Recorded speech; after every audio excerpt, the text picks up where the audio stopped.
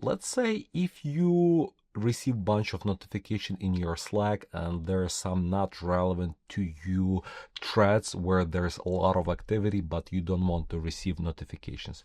So what you do, you go, for example, like let's go back to my example.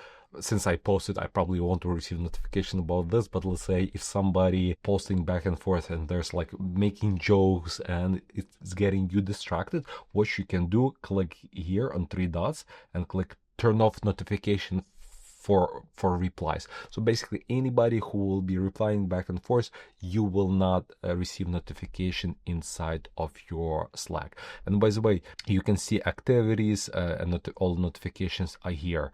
And also if there's some kind of activity, there's that channel or that communication with a person in bold font means there's a new message for you. Also, if there are some channels which you want to either turn off notifications or mute, this is how you do it. Click on the channel, click on the three dots top right corner, open channel details, and as you can see, here's all new posts. So basically this is notification about all posts. Or if you want to make it clean, just switch it when somebody just mentioned you or channel, everybody in the channel. In all other cases, you will not receive notification about those posts.